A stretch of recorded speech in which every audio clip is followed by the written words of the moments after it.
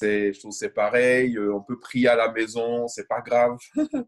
Euh, c'est tellement drôle. Franchement, ça fait même pitié de penser que l'Église qui est censée se réunir à un endroit pour pouvoir faire son culte, pour pouvoir prier à Dieu, parce que la Bible dit, oh, qu'il est bon pour les frères de demeurer ensemble, car c'est là que l'Éternel fait descendre la bénédiction, c'est là qu'il fait descendre l'onction, et de dire que chacun peut rester à la maison derrière son écran et il va avoir les mêmes bénéfices que ceux qui prennent des risques, que ceux qui se déplacent, que ceux qui vont à un endroit pour pouvoir prier, c'est pareil, c'est se tromper lourdement.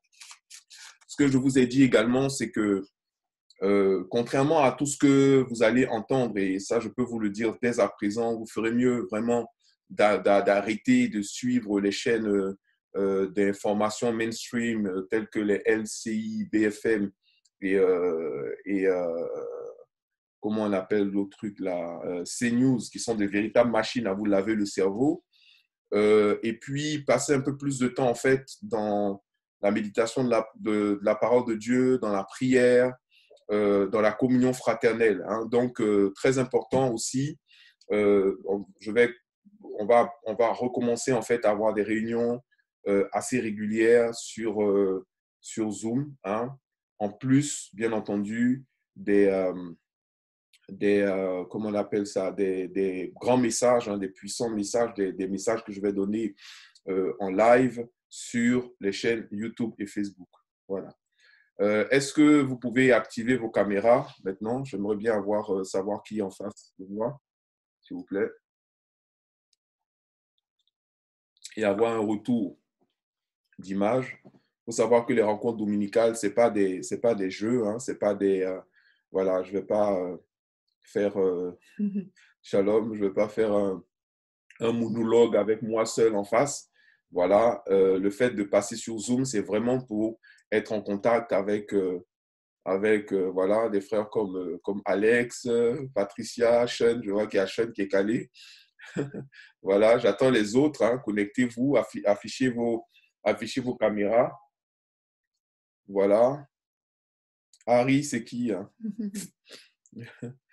Voilà, soyez les bienvenus, hein, en tout cas. Ah, c'est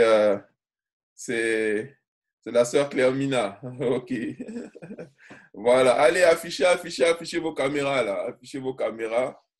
Voilà. Là encore, on aura encore genre 3-4 réunions Zoom sans caméra, mais de facto, je pense que je vais empêcher les gens qui ne peuvent pas afficher leur caméra de pouvoir se connecter. Hein. La Bible dit que les enfants de Dieu, ils marchent à la lumière.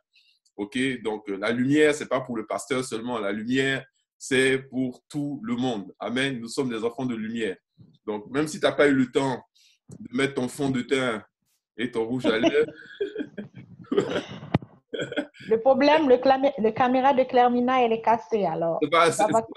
C'est pas grave, on te voit bien comme ça. On est content de ce qu'on voit. Amen.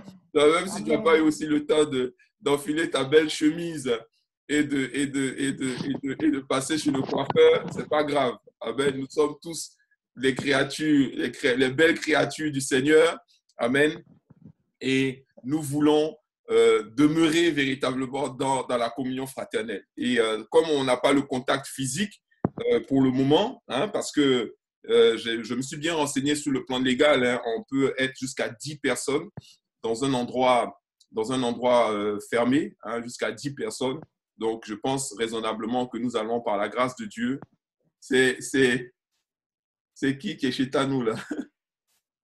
Ah, ok, c'est Tano, mais ok, je ne reconnais pas trop le visage, mais ok, il y a Rodrigue aussi qui est connecté. En tout cas, shalom, shalom à tous, hein, que Dieu vous bénisse abondamment. Très heureux de vous compter parmi nous. Sachez que moi, ce que je crois, c'est que la famille va s'agrandir hein, sur Internet aussi. Donc, on va faire de la place pour des personnes qui ont vraiment envie aussi de se faire édifier, de rester connectés, de rester enseignés, de rester éclairés. Amen. Voilà. Donc, sans plus tarder, je vais vous expliquer un truc. Euh, vous savez, le Seigneur a dit très clairement dans Osée chapitre 4, verset 6, il a dit, mon peuple périt parce qu'il lui manque la connaissance. OK? Je ne sais pas si vous m'entendez bien. Osez combien parce que c'est là et c'était coupé. Combien? J'ai dit Osée chapitre 4, verset 6. Merci. Est-ce que le volume, c'est bon? C'est bon pour vous tous? Vous m'entendez bien? C'est bon? Parfait. OK. Oui, pasteur. D'accord. OK. Je vais muter tout le monde. Voilà. Donc, Osée chapitre 4, verset 6 nous dit ceci que mon peuple périt parce qu'il lui manque la connaissance. OK? Nous, ce que nous devons savoir, c'est que le facteur si vous voulez, de destruction de l'ennemi le plus dangereux, en fait, c'est le manque de connaissance. On ne doit pas transiger avec ça. C'est vraiment très, très important, surtout dans les temps que nous vivons actuellement. On ne doit pas transiger avec le manque de connaissance. Parce que on prend des informations à gauche, à droite, mais l'information la plus importante que nous devons pouvoir saisir, qui est une information qui est capitale pour notre salut, c'est la connaissance. Jésus lui-même l'a dit, il a dit, vous connaîtrez la vérité vous rendra libre. OK? Donc, au jour d'aujourd'hui, il y a un véritable combat. Et c'est pour ça que ce soir, encore une fois, à 21h30, je vais enseigner sur le thème « Les puissances de contrôle ». Il faut savoir qu'il y a des puissances de contrôle qui sont à l'œuvre. Le but étant de contrôler le maximum de personnes. Ce que nous savons également, c'est que le Saint-Esprit aussi, le Saint-Esprit lui-même aussi, c'est pas qu'il veut nous contrôler, mais il veut nous diriger, il veut nous conduire, il veut nous inspirer pour que nous puissions faire les choix et que nous puissions poser les actes et que nous puissions vivre ce qu'on appelle la liberté en Dieu. Parce que la Bible dit que là où est l'Esprit de Dieu, là se trouve la liberté. Mais dans l'Église, dans le monde, il y a plusieurs esprits de contrôle. La Bible appelle Satan, on l'appelle le prince de la puissance de l'air. De l'air veut dire plutôt des ondes. C'est le prince de la puissance des ondes. Ça veut dire que, en fait, Satan, il a commencé, depuis qu'il a chuté et qu'il est tombé sur la terre, il a commencé à utiliser des systèmes de propagande, des systèmes de médias, des systèmes de diffusion d'images, de vidéos pour pouvoir injecter des choses dans la pensée des gens.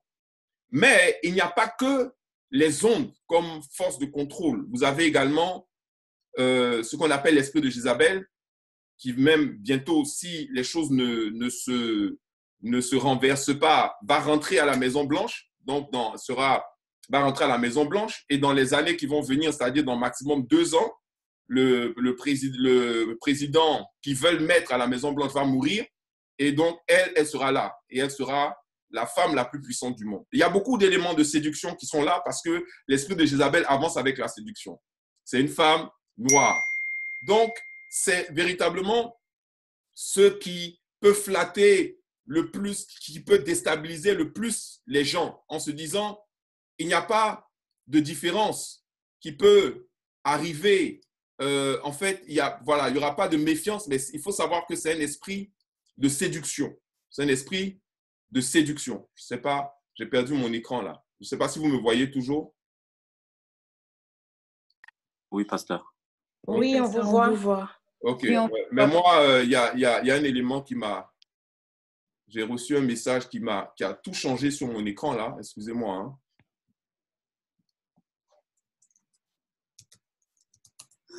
Voilà. Excusez-moi une seconde. Bon, je continue. Mais moi, je voulais parler aujourd'hui avec vous, c'est-à-dire avec l'Église, avec les winners, de ce qu'on appelle l'esprit du monde. Amen. L'esprit du monde. Est-ce que tu peux dire l'esprit du monde? L'esprit du monde. Voilà. Avec l'esprit du monde. On va prendre nos Bibles dans le livre de Romains chapitre 8, verset 20.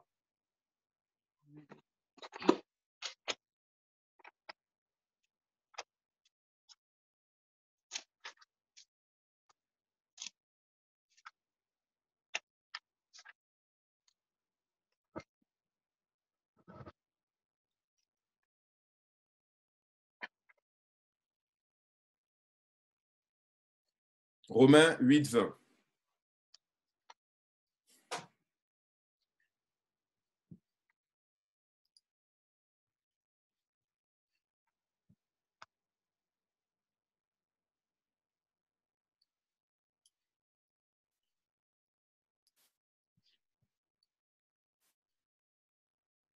Romains 8, 20, vous avez trouvé? Oui, oui, Oui. pasteur. Voilà. La Bible dit, car la création, non, la Bible dit plutôt, car oui, c'est ça, Romains 8, 20, car la création a été soumise à la vanité, non de son gré, mais à cause de celui qui l'y a soumise. Amen. Il dit quoi? Amen. Car la création, c'est-à-dire toute la création, c'est-à-dire les enfants de Dieu, le monde entier, a été soumise à la vanité. C'est-à-dire qu'elle s'est soumise à la vanité. Elle a accepté le vent. OK? Aujourd'hui, il y a trop de gens qui poursuivent le vent. Il y a trop de gens qui ont envie du vent. La vanité, c'est des choses qui ne sont pas les plus importantes. Mais aujourd'hui, nous avons commencé à donner plus de valeur à des choses qui en réalité ne sont pas les plus importantes. Elles sont certes importantes pour l'équilibre, pour notre bonheur, pour notre vie, mais elles ne sont pas les plus importantes. Or, la Bible dit quoi? Que la création tout entière, c'est-à-dire le monde et les enfants de Dieu ont été quoi? Ils ont été soumis à cette vanité, c'est-à-dire la vanité, c'est la poursuite du vent. Quand quelqu'un veut être le meilleur footballeur de la terre, il poursuit du vent. Quand quelqu'un veut être une star de la musique, il poursuit du vent. Quand quelqu'un veut être un champion de je ne sais pas quoi, il poursuit du vent. Quand quelqu'un veut être un milliardaire, il poursuit du vent. Parce que ce sont des choses qui ne vont pas rester. Ce sont des choses que nous n'allons pas pouvoir garder et ce sont des choses avec lesquelles nous n'allons pas pouvoir assurer le salut. C'est pour ça que la Bible dit que servirait-il à un homme de gagner le monde s'il devrait perdre son âme. Donc, le monde a été soumis à la vanité. Aujourd'hui, on met sur un piédestal et on met en avant des gens pour des raisons qui, en réalité, devant Dieu, sont sans importance.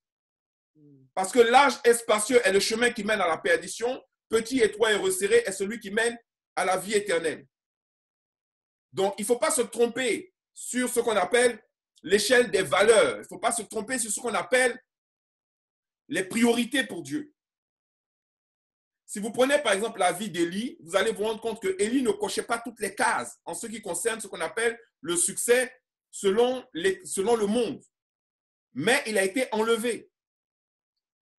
Par contre, vous avez quelqu'un qui s'appelle Salomon qui lui cochait toutes les cases selon ce qu'on appelle le succès du monde. Avec en plus de ça une sagesse extraordinaire, une intelligence sans pareil, une richesse vraiment terrible.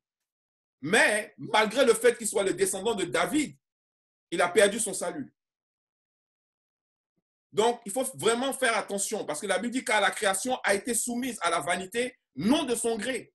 Ce n'est pas que la création a voulu être soumise à la vanité. La création a été soumise à la vanité, pas parce qu'elle a voulu, mais elle était soumise à la vanité à cause de tout ce qu'on nous a mis dans la tête à l'école primaire, secondaire, collège, université, tout ce qu'on nous a mis dans la tête par les parents, par les amis, par les frères, des fois par les sœurs, par tout le système, par la télé, par les films, par toutes ces choses-là qui en réalité ont un seul but.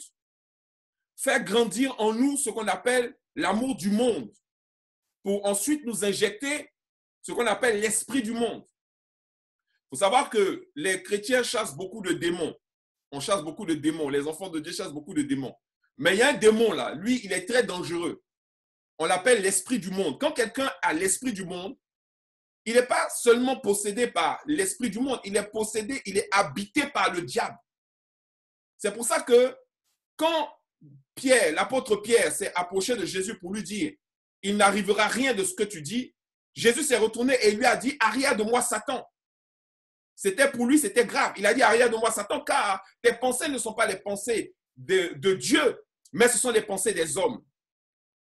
Donc, faites très attention. Aujourd'hui, je vais vous dire, le monde va devenir de toutes les façons de plus en plus dangereux parce qu'on n'est pas confronté simplement à des ignorants. On est confronté à des gens qui sont possédés par l'esprit du monde. Mais ce que cet événement avec l'apôtre Pierre nous montre, c'est que ce ne sont pas seulement les païens qui sont possédés par l'esprit du monde, mais vous avez également des pasteurs, des prophètes, des évangélistes, des chrétiens qui sont possédés par l'esprit du monde. Or, l'esprit du monde est dangereux. Et véritablement, s'il y a une première délivrance que tout chrétien, tout enfant de Dieu doit avoir, c'est la délivrance d'abord de l'esprit du monde. Amen. Car la création a été soumise à la vanité non de son gré, mais à cause de celui qui l'y a soumise. À cause de celui qui l'y a soumise. Donc, il y a quelqu'un qui a soumis la création à la vanité. Aujourd'hui, beaucoup s'arrêtent sur les questions de couleur de peau, des questions de sexe, des questions qui sont futiles. Ils pensent que ça a à voir avec la couleur de peau. Moi, je le supporte pas. Ou que ça a à voir avec, comment on appelle ça, des discours qui sont en fait en réalité des distractions.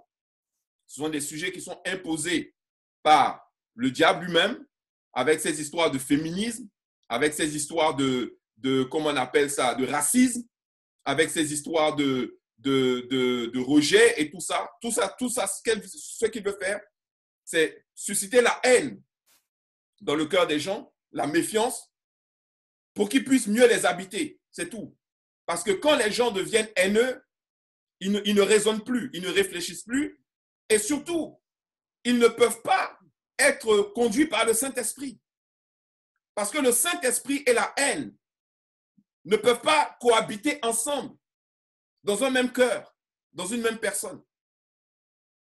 Les gens, ils avaient tellement la haine qu'ils n'ont pas pu reconnaître Christ. Ils ont préféré choisir Barabbas à la place de Jésus. Parce qu'ils étaient remplis de haine. Est-ce que vous me comprenez? Donc, Amen. s'il y a un esprit dont on doit se méfier par-dessus tout, c'est l'esprit le plus dangereux pour les enfants de Dieu, pour les chrétiens, c'est l'esprit du monde. Et je vais vous le montrer. Regardez. Juste avant, quand vous lisez Romains 8, 20, avant, vous avez Romains 8, 18 à 19. Romains 8, 18 à 19 dit « J'estime que les souffrances du temps présent ne sauraient être comparées à la gloire à venir qui sera révélée pour nous. Aussi, la création attend-elle avec un ardent désir la révélation des fils de Dieu. » Alléluia. Amen. Donc, il dit que quand tu n'aimes pas le monde et quand tu ne veux pas vivre selon l'esprit du monde, tu vas connaître des souffrances. C'est obligé. Si tu ne te soumets pas à l'esprit du monde, tu vas connaître des souffrances. Tu vas connaître des séparations. Tu vas connaître des fois une certaine forme de solitude. Tu vas connaître de l'incompréhension. Tu vas être insulté. Tu vas être traité de tous les noms. Mais il estime que les souffrances du temps présent ne peuvent être comparées à la gloire à venir. Donc, si tu n'acceptes pas la souffrance d'aujourd'hui, tu ne participeras pas à la gloire à venir. La marche chrétienne, ce n'est pas se conformer au monde. La marche chrétienne, c'est triompher du monde. C'est pour ça qu'il a dit, tout ce qui est né de Dieu triomphe du monde. Et ceux qui triomphent du monde, c'est notre foi. OK? Aussi, au verset 19, il dit aussi, la création attend-elle avec un ardent désir la révélation des fils de Dieu. C'est-à-dire que au milieu de la souffrance et dans ce monde, il y a une dimension que nous pouvons atteindre qui sera enviée par les gens du monde parce qu'ils vont voir dans notre vie, à travers notre vie, des éléments tels que l'onction, l'esprit, la sagesse, l'intelligence, la crainte de Dieu, tous ces éléments-là qui nous mettent au-dessus d'eux, qui nous mettent au-dessus de la domination, au-dessus de la peur, au-dessus de la crainte, au-dessus de la haine, et qui va nous assurer ce qu'on appelle la victoire, parce que nous allons régner avec Christ sur cette terre pendant 1000 ans. Ça, je peux vous le garantir. Sinon, je déchire ma Bible, je la jette. Amen. Donc, ce n'est pas le moment de faiblir, ce n'est pas le moment de dormir, ce n'est pas le moment de s'affaiblir, c'est le moment, au contraire, de se réveiller réellement. C'est pour ça que je dis, je pense que des réunions régulières, très régulières, vont s'imposer avec des temps de prière. C'est très important. Parce que la foi vient de ce qu'on entend et ce qu'on entend vient de la parole de Dieu. On ne peut pas en même temps se nourrir de LCI, BFM, TF1, de regarder des séries ou des jeux comme Koh-Lanta et puis, je ne sais pas moi, tous ces trucs-là, des combats de boxe, des dessins animés, des trucs comme ça, passer son temps sur Facebook, Twitter, WhatsApp et machin, ce genre de trucs, et puis révéler la puissance et la gloire de Dieu. Ce n'est pas possible. À chaque fois que nous nous mettons devant nos téléphones et que nous nous connectons à des sources d'informations qui ne sont pas nettoyées par le Saint-Esprit, que nous nous connectons à des films, que nous nous connectons à des séries, que nous nous connectons à des journaux télévisés contrôlés par celui qui soumet la création à la poursuite de la vanité, à chaque fois qu'on est en contact avec eux, c'est la même chose. Ils injectent dans notre pensée des paroles qui nous donnent la foi dans le monde. Or, ce dont nous devons avoir, c'est la foi en Dieu. Sachant que la foi en Dieu et la foi dans le monde, les deux sont opposés. La preuve, 1 Jean chapitre 2, versets 15 à 17.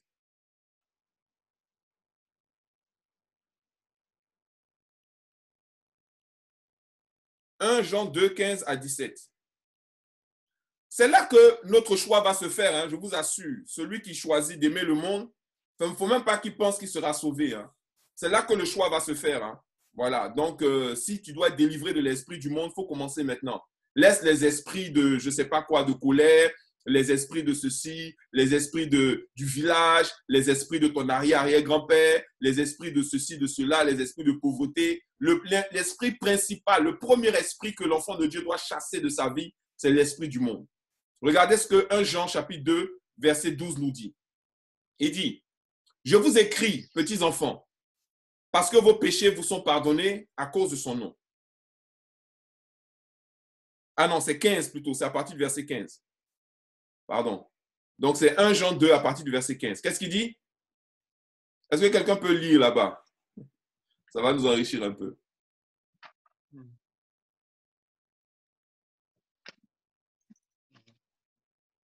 1 Jean 2, 15. »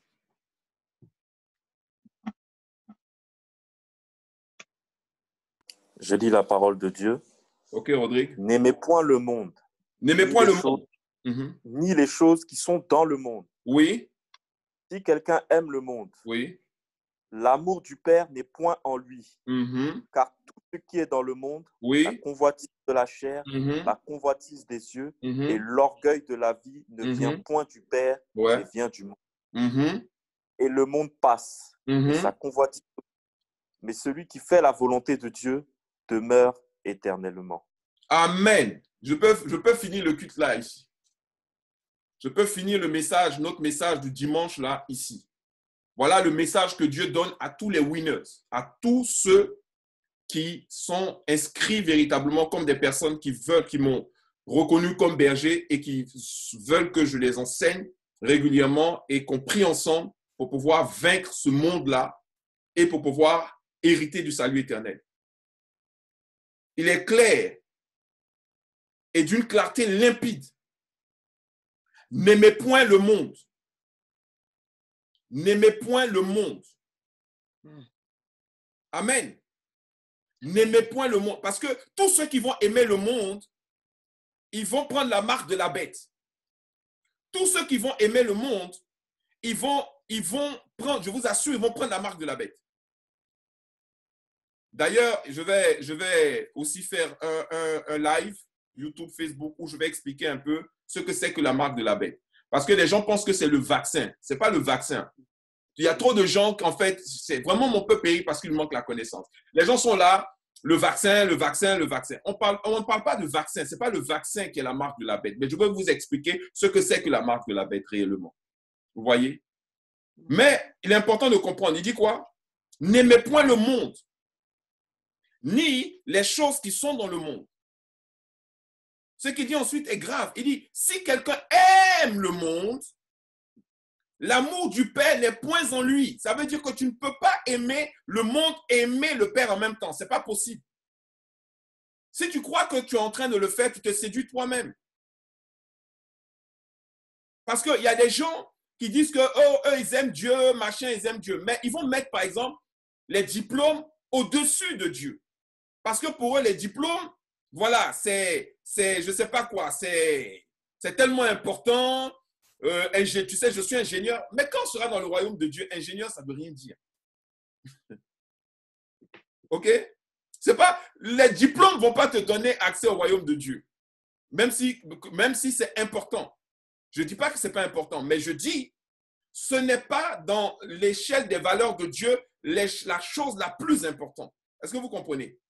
Donc, il y a des choses qui tiennent au cœur de Dieu et il y a des choses qui, pour lui, c'est si vous voulez, ce n'est pas des fins en soi. Donc, tu ne peux pas perdre du côté de Dieu pour gagner ces choses-là.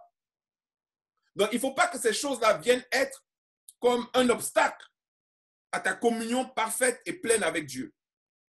Donc, il dit, n'aimez point le monde, ni les choses qui sont dans le monde. Donc, et il y a des gens qui aiment les choses qui sont dans le monde. Ils aiment les voitures. Ils aiment les costumes. Ils aiment les montres. D'autres aiment les chaussures. D'autres aiment les extensions de cheveux. D'autres aiment, je ne sais pas moi, les maquillages. Certains aiment les robes, les tailleurs. La Bible dit, n'aimez point les choses qui sont dans le monde. Et quand je vois que certains chrétiens font de leur profession justement le fait de produire ces futilités, de vendre ce vent-là, je dis, mais il y a un vrai problème. Il dit quoi? Car tout ce qui est dans le monde, il dit, si quelqu'un aime le monde, l'amour du Père n'est point en lui. Qu'il arrête de se séduire. Il n'y a pas de circonstances atténuantes. C'est un verdict sans appel. Tu aimes le monde, tu n'aimes pas Dieu. Tu aimes Dieu, tu n'aimes pas le monde. C'est comme ça, c'est binaire. Car tout ce qui est dans le monde, il dit bien tout. Il n'y a pas oui, mais il y a quoi de mal à aimer les voitures? Il y a quoi de mal à aimer les marques? Christian Dior, Louis Vuitton, Versace, Louis Boutin ou Louis Boutin et ce genre de trucs. Et vous voyez des fois dans des églises, ça a payé comme jamais. Comme jamais. Et le pasteur lui-même, il danse avec les fidèles. Ça a payé comme jamais. Mais, by God, vous allez aller en enfer, ça paye comme jamais. Mais c'est terrible. L'esprit du monde a envahi l'église, envahi les chrétiens. C'est la source. C'est ça qui va nous perdre. En tout cas, qui va perdre beaucoup. Parce que moi, je veux vous rassurer que le monde ne va pas me perdre et vous n'allez pas être perdu par le monde. Parce que si Dieu permet que vous entendiez ce genre de message, c'est parce qu'il vous aime, parce que vous faites partie des élus, parce que vous faites partie de ceux qui s'est choisis. Amen, Seigneur. Vous comprenez? Vous n'êtes pas là par hasard. Parce que vous auriez pu aller dans l'endroit qui est à la mode. Là où il y a du monde, là où c'est doux. Mais Dieu n'est pas dedans. La Bible dit, car tout ce qui est dans le monde, c'est quoi? La convoitise de la chair. J'ai envie de ça. C'est trop bon. La Bible dit que Ève a vu que le fruit de l'arbre défendu était bon à manger. Elle voit, mais elle sait que c'est bon. C'est d'où elle va manger ça parce que c'est bon. Donc, la convoitise de la chair. J'ai trop envie. Donc, si j'ai envie, c'est que c'est Dieu. Un peu comme une qui dit, oui, Dieu m'a dit de quitter, Dieu m'a dit de faire parce que tu te sens mal. Mais si tu te sens mal, pourquoi tu te sens mal? Qu'est-ce qui fait que tu te sens mal? Est-ce que tu dois te repentir? Est-ce que tu dois changer? Est-ce que ton orgueil a été confronté? Est-ce que tu as été touché dans ton amour propre? Est-ce que tu dois diminuer un peu pour pouvoir continuer d'avancer? Non. Les gens, ils mettent leur désir au-dessus de la volonté de Dieu. Et ils interprètent leur désir comme étant la volonté de Dieu. Vous voyez? La convoitise de la chair. La convoitise des yeux. Oh non, c'est trop beau. J'ai envie de porter ça aussi. Il faut que je mette ça aussi. C'est trop beau. Et quoi? Et l'orgueil de la vie. Moi aussi, l'orgueil de la vie. Voilà 3 éléments dangereux qui sont les leviers pour nous accrocher à l'esprit du monde. Il dit toutes ces choses, il dit ces 3 choses-là ne viennent pas du Père, mais ça vient de d'où? Du monde. Ça ne vient pas du Père, mais ça vient de d'où? Du monde. Et le monde passe. Ça veut dire tous ceux qui sont dans le monde et qui aiment le monde, ils vont passer. Amen. Un peu comme la femme de chose de Lot, qui a aimé Sodome et Gomorrhe. Et elle n'a pas pu sortir de Sodome et Gomorrhe. Et Sodome et Gomorrhe a été détruit, comme le monde sera détruit. Et le monde sera détruit avec tous ceux qui l'aiment. Tous ceux qui aiment le monde vont être détruits avec le monde. D'ailleurs, pour ceux qui ont suivi l'enseignement que j'ai donné sur ce qu'on appelle le Grand Reset, il faut savoir qu'il y a un événement qui aura lieu dans le monde qui va faire mourir en quelques jours plus de 1/4 de la population du monde. 1/4. C'est-à-dire sur 4 personnes, il y a un qui va mourir.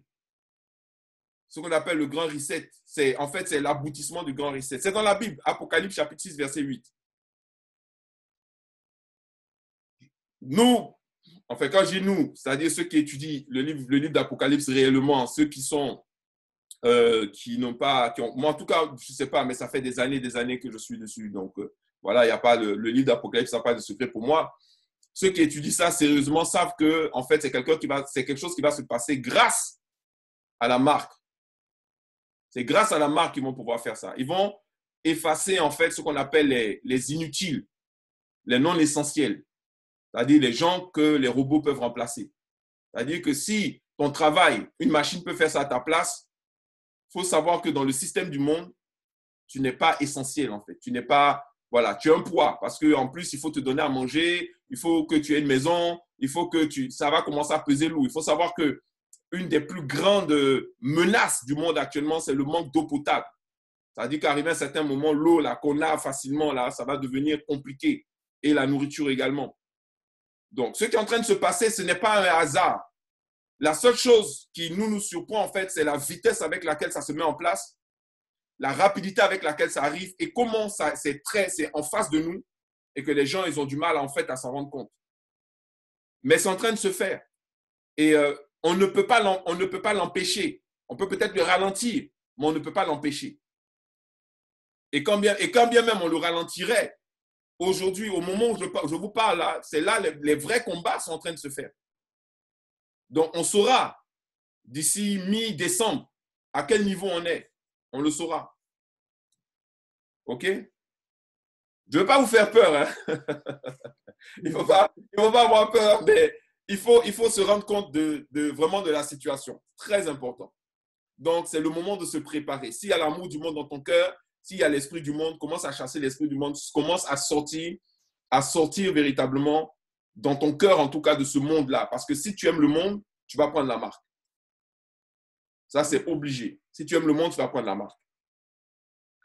Donc, car tout ce qui est dans le monde, la convoitise de la chair, la convoitise des yeux et l'orgueil de la vie ne vient point du Père, mais vient du monde. Et le monde passe et sa convoitise aussi. Mais celui qui fait la volonté de Dieu demeure éternellement. Amen. Celui qui fait la volonté de Dieu, il fait quoi? Il demeure éternellement.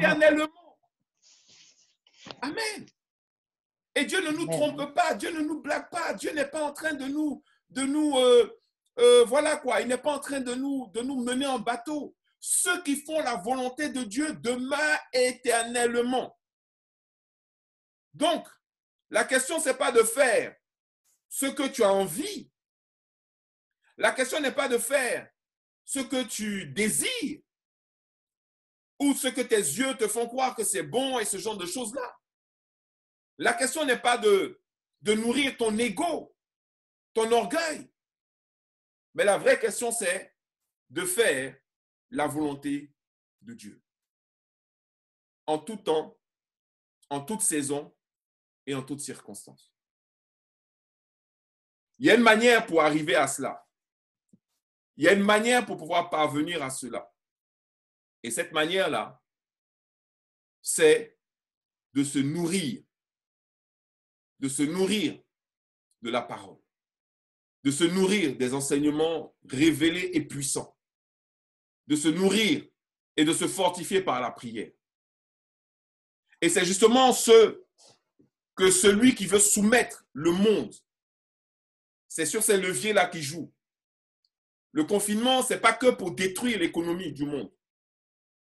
Le confinement, ce n'est pas que pour détruire ton économie et mesurer ta force de résistance.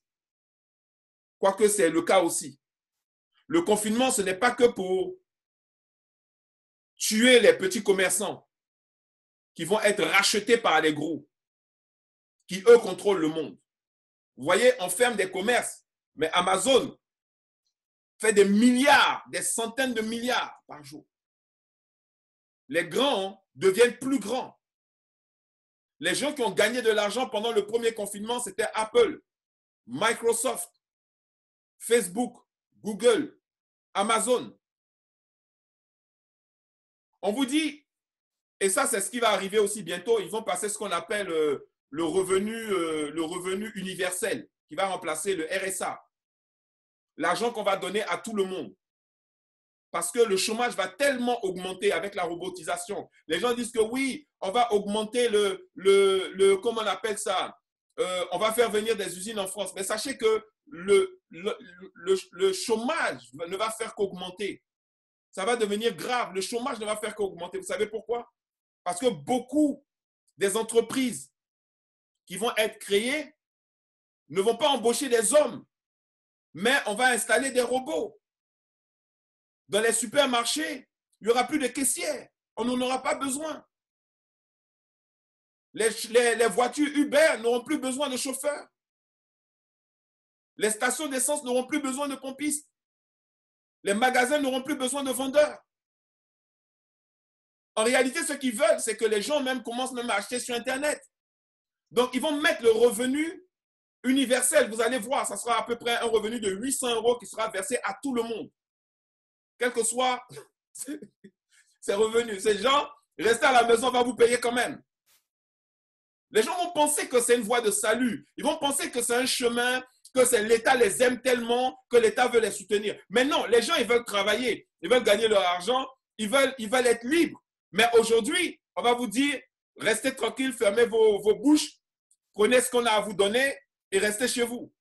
Mais il faut savoir qu'à partir du moment où c'est ça qui va te permettre de vivre, il faut savoir que selon le système, tu es déjà classé dans la catégorie, vraiment dans la dernière catégorie, c'est-à-dire de ceux qui sont inutiles.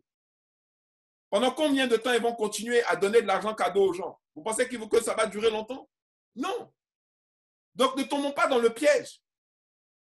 Mais au-delà de ce qu'on appelle le piège matériel, le piège financier, parce que comme je vous l'ai déjà dit, ce n'est pas aujourd'hui j'enseigne dessus, il fera de telle sorte que tous, petits et grands, riches et pauvres, libres ou esclaves, reçussent la marque. Vous voyez, donc c'est un système, le système est en train de se construire.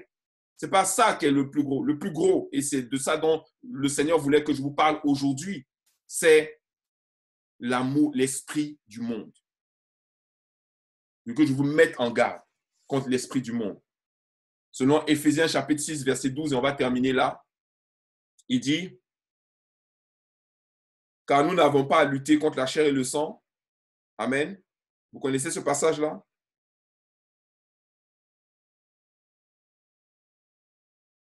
Amen. Vous êtes là? Éphésiens 6, 12. Éphésiens 6, 12. Qu'est-ce qu'il dit? On va lire à partir du verset 1. Non. Même à partir du verset 10. Voilà. Éphésiens 6, verset 10 à 12. Je vais demander à quelqu'un de lire.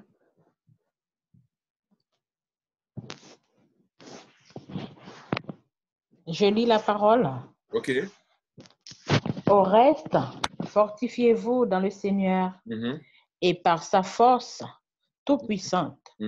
Revêtez-vous de toutes les armes de Dieu afin de pouvoir tenir ferme contre les ruses du diable. Oui. Car nous n'avons pas à lutter contre la chair et le sang, mais contre les dominations, contre les autorités, contre les princes de ce monde de ténèbres, contre les esprits méchants dans les lieux célestes. Amen. Amen. Vous voyez, voilà le conseil.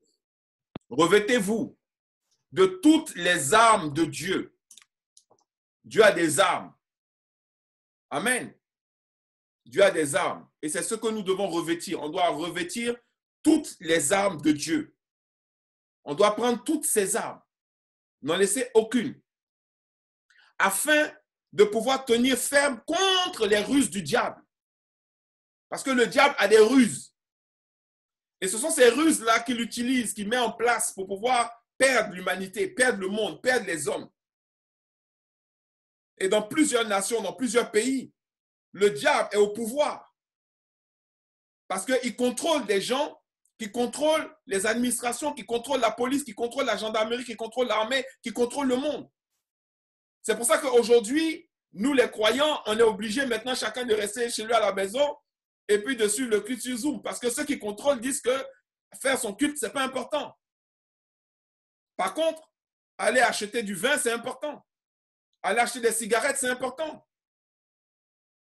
Ils vous disent que aller à l'église, ce n'est pas important. Par contre, vous pouvez vous entasser dans une rame de métro. Par contre, vous pouvez vous entasser dans le bus. Par contre, vous pouvez aller dans les supermarchés. C'est important d'aller donner l'argent à Carrefour. C'est important d'aller donner l'argent à Auchan. Mais ce n'est pas important de donner l'argent à l'église. Ce n'est pas important de semer pour l'avancée de l'œuvre de Dieu, pour le ministère. Le ministère n'est pas important. L'église, ce n'est pas important. Mais de vous habiller, c'est important. De manger, c'est important. C'est eux qui décident. Or, Jésus a dit, l'homme ne se nourrira pas seulement de pain, mais de toute parole qui sort de la bouche de l'Éternel. Est-ce que je parle à quelqu'un aujourd'hui?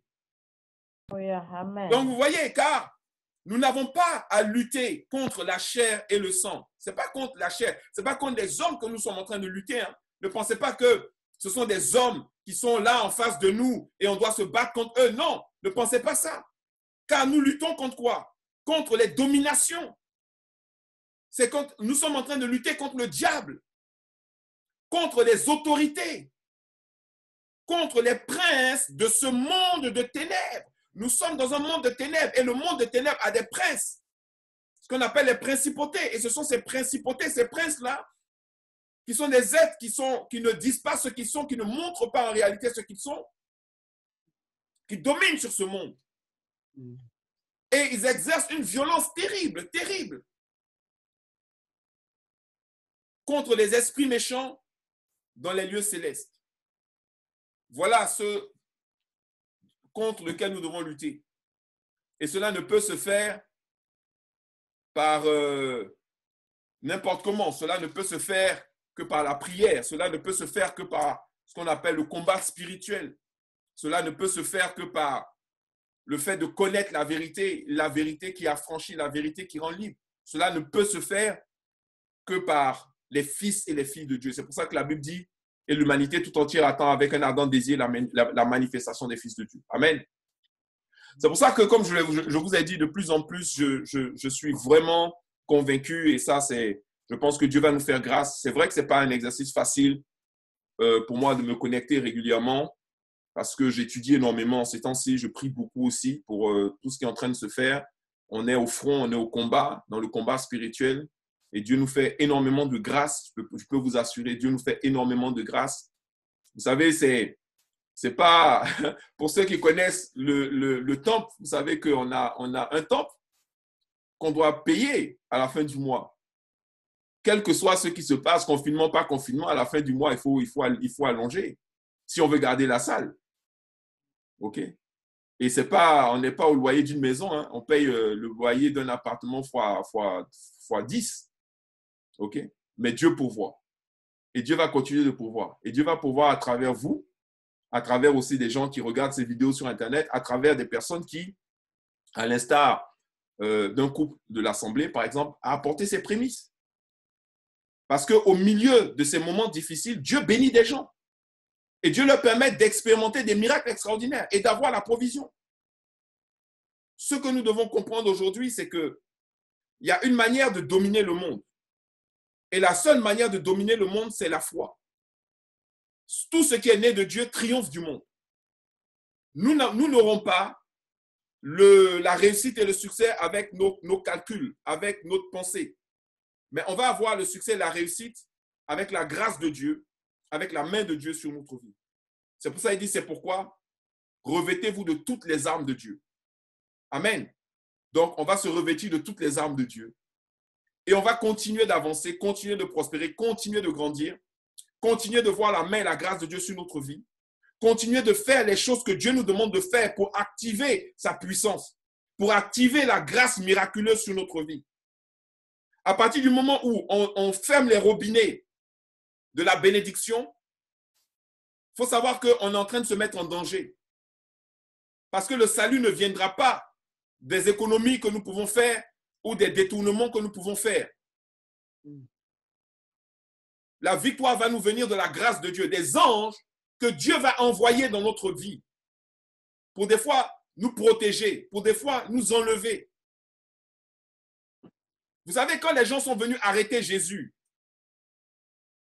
il leur a dit, pourquoi c'est aujourd'hui que vous venez m'arrêter? C'était une manière de leur demander, est-ce que vous ne savez pas qu'en fait, vous êtes en train tout simplement d'accomplir le plan de Dieu? Parce que pendant tout ce temps-là, j'étais avec vous, j'étais au milieu de vous, mais vous n'avez pas pu m'arrêter. La Bible dit, des fois même, ils se sont mis devant Jésus, ils ont voulu le lapider. Mais Jésus est passé au milieu d'eux, il est parti. Il a fait ce qu'il avait à faire. Pourquoi? Parce que son temps n'était pas encore arrivé. La vraie protection, la vraie bénédiction, c'est la bénédiction qui vient de l'Éternel et la protection qui vient de l'Éternel. Si Dieu est avec toi, personne ne sera contre toi. Et quand bien même les gens même vont venir te poursuivre, vont venir te chasser, ils vont être devant toi, ils ne vont même pas te reconnaître. C'est pour ça qu'ils ont été obligés d'aller payer Judas pour leur montrer Jésus. Parce qu'à chaque fois qu'ils voulaient arrêter Jésus, ils n'arrivaient pas à le voir, ils n'arrivaient pas à l'identifier. Ils ont dû trouver un traître de l'intérieur, quelqu'un qui était à l'intérieur pour pouvoir leur montrer Jésus. Et c'est Judas qui leur a montré Jésus. Il a dit, celui que je vais embrasser, c'est lui Jésus. Pourquoi? Parce que les gens n'arrivaient pas à le voir. Je vous assure qu'il y a une grâce qui est au-delà de tout ce qu'on peut penser ou imaginer. Moi, j'ai déjà vécu ça. Pour ça que, et puis des fois, il faut obéir à la voix de l'Éternel. Si Dieu te dit, par exemple, quitte un endroit, va dans tel endroit, fais ceci, fais-le. Parce que quand tu vois des gens qui arrivent chez toi armés et qui demandent où il est, alors que tu es là, tu es au milieu du salon, il te voit, mais il ne te voit pas. C'est là que tu vois que véritablement Dieu est puissant. Donc, ne mettons pas notre foi dans les choses du monde et dans le système du monde. Ce n'est pas ton salaire qui va te sauver. Ce n'est pas ton travail qui va te sauver. Amen. Tant que tu peux le faire sans rentrer dans la compromission, fais-le. Tant que tu peux le faire sans te priver de la grâce de Dieu, fais-le. Mais à aucun moment et jamais dans ta vie, tu ne dois accepter de te soumettre au monde au détriment de ta relation avec Dieu et de ton service pour Dieu. Et je peux t'assurer que tu verras la gloire de Dieu. Alléluia. Voilà, donc je n'avais pas prévu prendre autant de temps dans la parole, mais je pense que Dieu a voulu nous parler aujourd'hui. Encore une fois, comme je vous ai dit, ce soir, à partir de 21h30, je vais parler sur le thème « Les puissances de contrôle ». Amen. Les puissances de contrôle. C'est un message que vous ne voulez pas rater. Et ensuite, il y aura aussi d'autres messages, parce que quand je vais parler des puissances de contrôle, je vais vous expliquer un peu une partie de l'arsenal de l'ennemi. Aujourd'hui, ce qui se joue aujourd'hui, c'est que le diable estime qu'il n'arrive plus assez à contrôler le monde. Il veut monter d'un cran dans le contrôle. Même si aujourd'hui, il utilise les médias et il utilise, bon, c'est une partie du message, donc je ne vais pas trop rentrer dedans, pour pouvoir en fait conditionner les gens.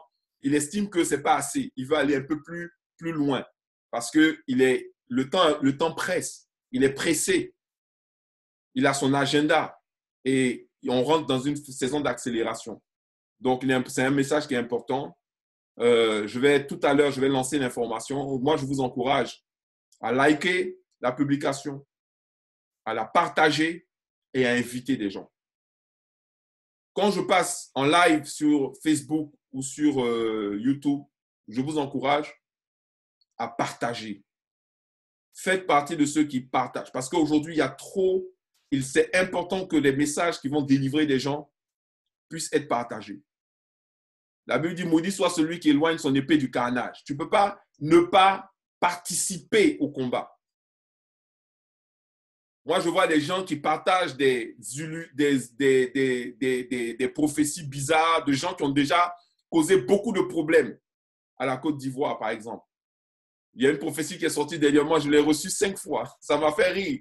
Parce que je me dis, mais on dirait que les gens ont une mémoire courte. Ils ne se rappellent pas que c'est ce même prophète-là qui a mis Gbagbo, comme on dit en Côte d'Ivoire, dans pain. Mais il revient encore aujourd'hui et puis les gens ils partagent. Il faut faire très attention. Partageons la connaissance. Les gens n'aiment pas la connaissance, mais c'est la connaissance qui va nous sauver. La Bible n'a pas dit vous allez tomber et vous serez sauvés. Il n'a pas dit vous allez rentrer en transe et vous serez sauvés. Il n'a pas dit vous allez écouter des prophéties et vous serez sauvés. Il a dit vous connaîtrez la vérité et vous allez être sauvés. C'est la vérité qui va vous sauver. Amen. La vérité qu'on connaît. Donc, sortons du culturalisme. Sortons du fétichisme. Sortons de l'idolâtrie. Sortons de toutes ces dérives-là qui amènent les gens à aller dans tous les sens. Sortons de la distraction. On ne va pas se battre pour la terre. Quand vous voyez des gens qui sont en train de se battre pour la terre, ils sont en train de se battre pour le monde. Ils sont déjà perdus. Parce que quand les gens demandaient à Jésus, il a dit, rendez à César ce qui est à César et à Dieu ce qui est à Dieu. Nous, on se bat pour le royaume de Dieu, on ne se bat pas pour le monde. Donc, sortons de cela, sortons de cela. Ce n'est pas un combat d'ethnie, ce n'est pas un combat de race, ce n'est pas un combat de nationalité, ce n'est pas un combat de couleur, ce n'est pas un combat de genre. C'est un combat spirituel. Que Dieu nous bénisse. Amen. Alléluia. On va prier. On va prier pour la fin du culte. Et puis, si vous le souhaitez vraiment, je pense qu'on aura nos rencontres aussi Zoom avec une certaine régularité parce que c'est aussi important. En plus, bien entendu, des quelques lives que je vais faire aussi dans la semaine sur Facebook et YouTube. Je pense qu'il faut passer à une vitesse supérieure parce que les enfants de Dieu ont besoin d'être fortifiés. Le message est tellement important, je vais le revisionner parce que je crois que je l'ai enregistré pour voir si, je ne sais pas si vous apparaissez dedans ou pas, donc je vais vérifier d'abord. Si vous n'apparaissez pas, je vais le mettre en ligne parce que je pense qu'il y a des gens qui ont besoin d'écouter ce message-là. Par contre, si vous apparaissez, est-ce que vous me donnez la permission de le mettre en ligne quand même? Hein? Parce que ce message-là, il faut que les gens l'entendent en fait. Les gens ont besoin de l'entendre. OK? Voilà. Voilà. Que Dieu vous bénisse. On va prier et on se donne rendez-vous ce soir à 21h30.